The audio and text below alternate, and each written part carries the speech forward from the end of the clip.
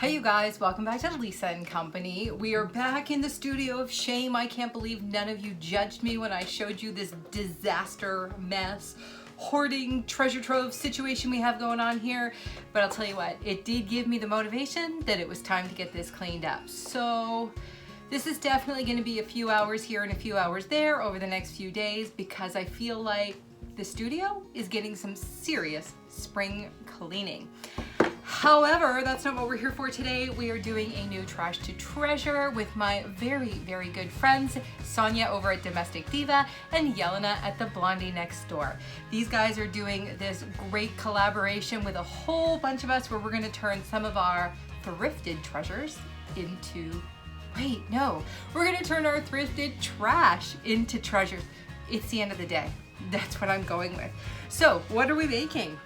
Well, I have a couple of great pieces here I picked up at the thrift store quite some time ago, actually. One of the things we may do as you see me tidy up in here is I may show you just how much stuff I have thrifted in the last few months. That'll be interesting, and it's definitely gonna get us through this shutdown, no thrift shopping crisis we're all dealing with. So, I have this.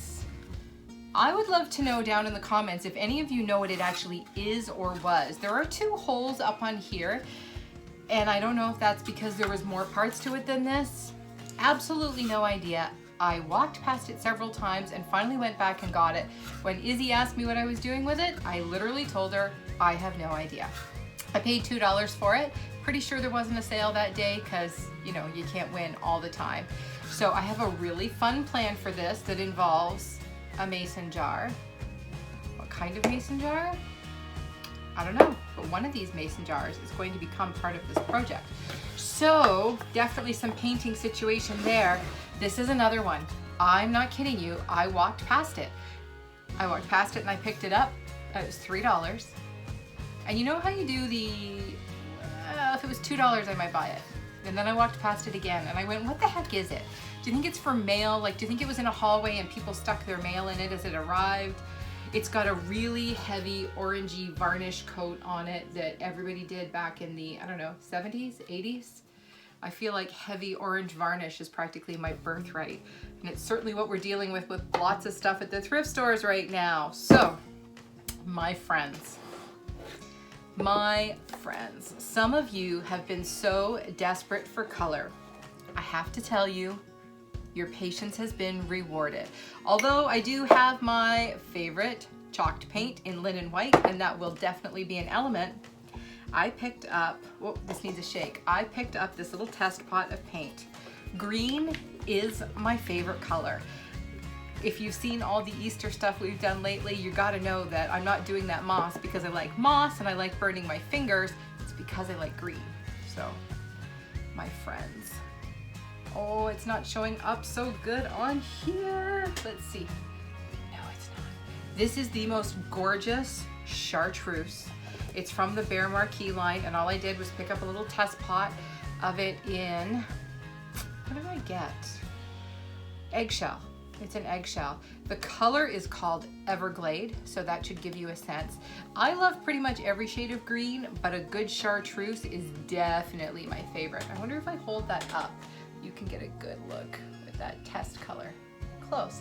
It's not lime, it's not sage, it is definitely what I would call chartreuse. So we're gonna get started on these and see what these upcycles look like when we're done. If this sounds like your kind of video and you love budget-friendly DIY and decor, make sure you hit that subscribe button and the notification bell so you know every time we upload a video.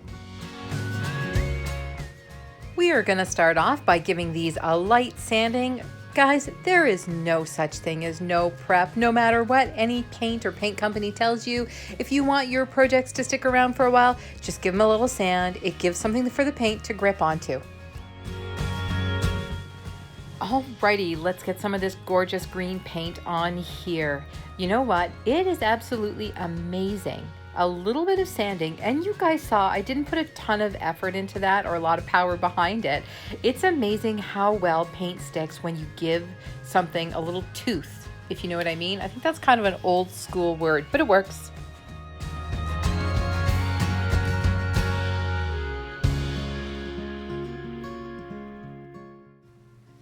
Oh, this thrift store orange varnish is like my nemesis, I swear. The problem is whoever put it on here didn't do it with a lot of care. So there are a few drip marks. I think I got the majority of them sanded off. Unfortunately, the next step we're gonna do on these, I'm gonna find out if I missed any, and well, we'll just see what happens when we get to that point. I am seriously in love with this color though. I feel like you guys might see this recurring a few times in some of our spring decor. Stay tuned.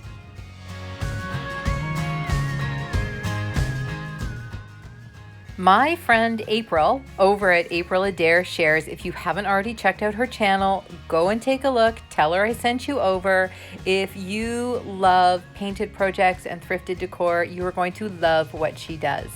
Anyway, my point was she just did a piece with some crackle medium, and I feel like this green underneath white with the crackle medium could look seriously good. And I'm pretty sure, if memory serves me correctly, you can do crackling with like school glue, the PVA glue. So maybe that's something we need to try.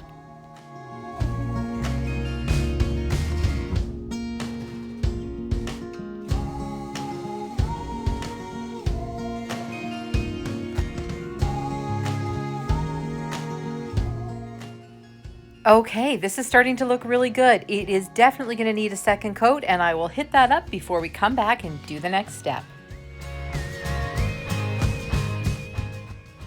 All right, YouTube family, I'm curious. Did you guess what I was going to do next? Or did you just know that I was going to dry brush over this? Well, that's exactly what I'm going to do. I want to talk a little bit today about how I do it, because I know there's lots of different techniques out there. I like to get as much as I can off the brush, and then I use the side of the brush. If you take a look, it's the side of the brush that I'm using. It's easier to see than it is to explain. And I always try to start somewhere where it's not too obvious. So that's why I started right down inside the bin. I could have started on the back as well, but depending on where I put this, I want to make sure the back looks good. And with dry brushing, you just keep going, and you can add as much or as little as you like. Okay, we're going to add a little embellishment to the front of this with the black and white twine from Michaels, and then one of these galvanized words from Dollar Tree, and I'm just going to stipple some white paint over the top so it's not quite so shiny and fits a little better with what we have going on here. Alrighty, let's get this twine all wrapped around, and of course, can't just leave it the way it is. I got to make it look more random by doing it very carefully. You guys know exactly what I'm talking about. So I'm just going to tie this off at the front and give it a really simple little bow, and then attach the spring sign. So here is the dilemma: straight, angled like spring, or straight across just like spring. There is a tiny little hole up here that I want to hide, so I want to make sure that the letters on it do exactly that. And there you go. This is so out of character for me to put it on an angle. You have no idea, but I'm happy with it, and I think it looks super cute. I have these two little pots of lavender, presumably, that I picked up at Dollarama for a couple of bucks each, and I think they fit perfectly in here. Now let's get this one all prettied up and finished. I have these pieces of floral foam from Dollar Tree, so I'm going to slice them in half and just put them in here with a little dab of glue to hold them in place. I have a feeling this is one of those pieces that I'm going to be using multiple seasons, so I want to be able to change out the flowers. So I'm going to glue down the oasis just to make sure it stays where I need it to stay. Okay, time to have some mason jar shenanigans. I have 3 different sizes, and I got to figure out which one looks best. This one is super cute, and it will fit the tiny little battery operated candle from Dollar Tree perfectly. This one's pretty big, but I could put a nice chunky candle in it. This one, on the other hand, will take a couple of different sizes of candle, and I don't think it overwhelms the piece. So basically, we have a Goldilocks thing going on here. Too small, too big, and just right. Of course, I'm going to glue this down using a combination of my E6000 as well as some hot glue. The hot glue is going to allow me to keep working and put the flowers in, and the E6000 is going to hold it on much more permanently.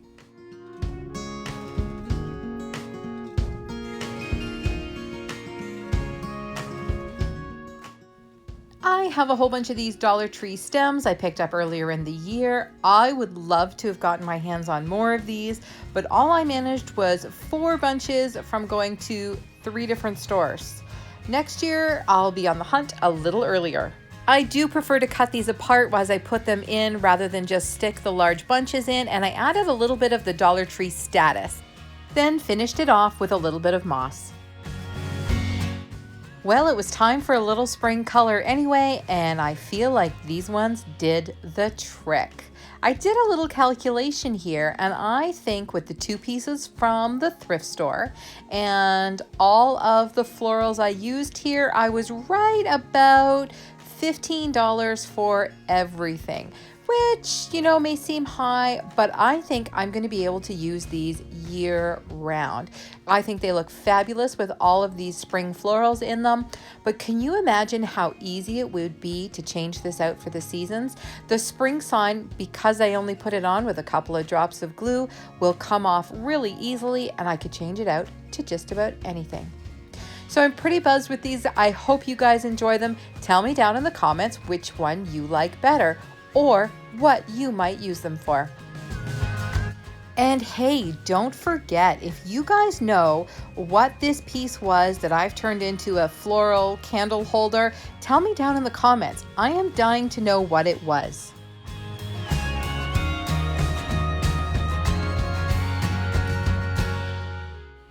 And of course, thank you so much for stopping by Lisa & Company today. We really hope you enjoyed this video. Here's a couple more if you haven't already seen them. And like I always tell you, please hit that subscribe button so you know every time we upload a video. And we'll see you next time. Bye, guys.